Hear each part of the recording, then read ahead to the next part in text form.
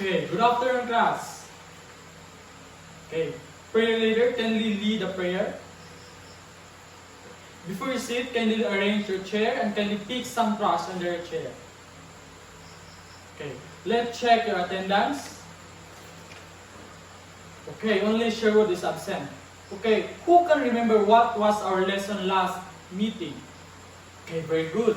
Let's jump up to our new lesson. But before that, I have here video clips that where it can give you a hint what is our lesson for to tackle today. Now, what you have noticed about the video that I have played? Okay, very good. It is about the verbal and non-verbal cues. But before that, I will present your objectives.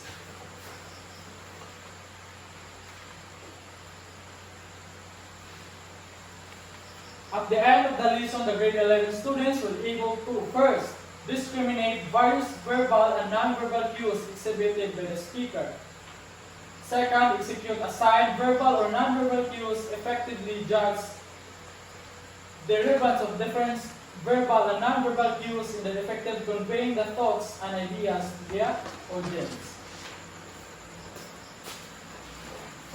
For your lesson proper, verbal and non-verbal cues. So kindly read verbal communication. Okay, from the word verbal, it is words or spoken or written. Very good. Second is the non-verbal communication. It means it is a visual cues or hand gestures or facial expression. There are types of verbal communication. First, it is oral and written. First is oral, the process of verbally transmitting information and ideas from individual or group to another. Oral means words. Written means language from letters or emails, notes, and more. In non-verbal communication, there are, I think, 5 types. First, it is facial expression. From the word facial expression, it allows individuals to share message through use of eyes, mouth, and facial muscle. For example, when an individual is smiling, cooling their eyes, we may be able to interpret the message further, especially if these expressions are used while they are speaking. You understand? Okay, very good. Second is eye contact, the most expressive element in face-to-face communication. So eye is an especially important type of non-verbal. For example, the way you look someone, you can communicate many things, including interest or very good affections.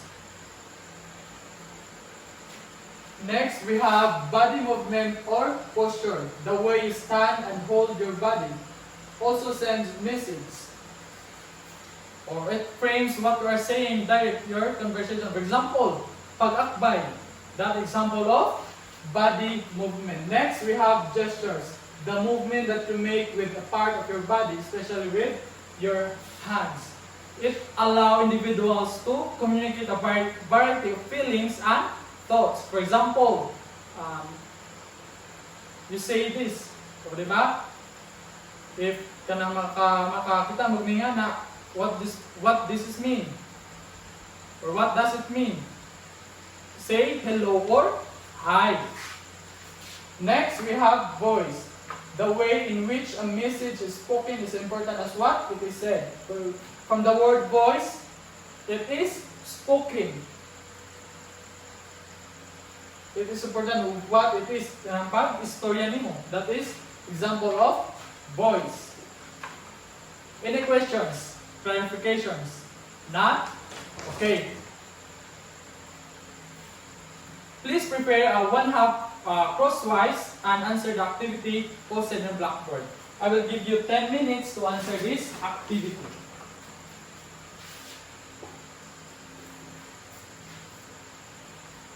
Okay, time is up.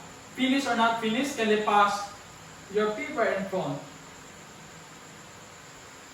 Now, in your abstraction, I want 2 volunteers, one for boys and one for girls. The question is, why is it important to know verbal and non-verbal communications? Okay? Sherwood? Right, very good. Another one for girls. Okay, very good. For your applications, I want you to group into 4.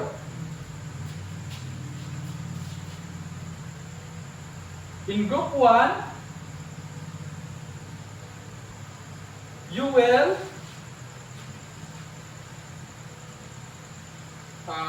you and your friend, this is your short presentations. In group 1, you and your friends are in concert. You are accompanying him on the stage that you're going to present in short presentations. In group 2, you and your friends storm the office of that city mayor. You wish to speak to him about cutting down on the center of all trees at the park. In group 3, where's the group 3? Okay, this is your presentation. You confess your love to your longtime crush only to be rejected by him. Okay, is that time? Okay, very good. Where's the group 4? Okay, this is your presentation. Your teacher informed the class only to pass the exam. Okay, I will give you 15 minutes to prepare your presentations and after that, you will present your presentation here in front. Okay, very good. Now let's jump up to your evaluation. It is called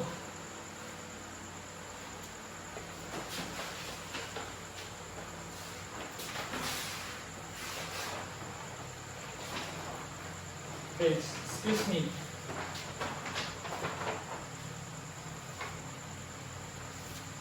It is called Now Let's Take a Pop Quiz.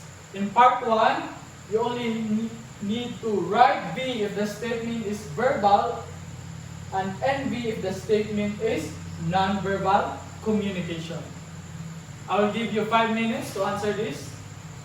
Now in the part 2, you are going to make an essay.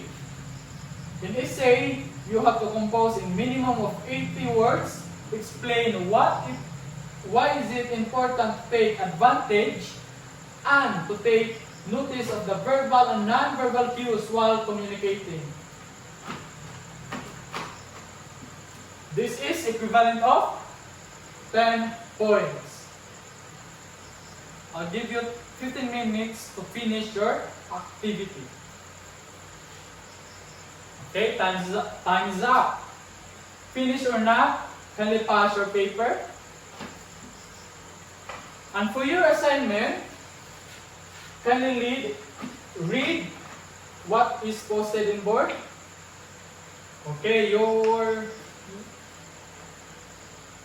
only have to do is search online a 3 minutes long scene from 80 film, write down the dialogue from the chosen scene and make an observant report of the actors' verbal and non-verbal cues.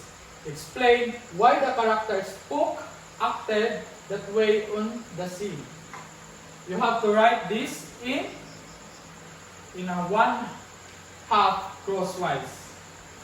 Questions, clarifications? None? Okay, very good.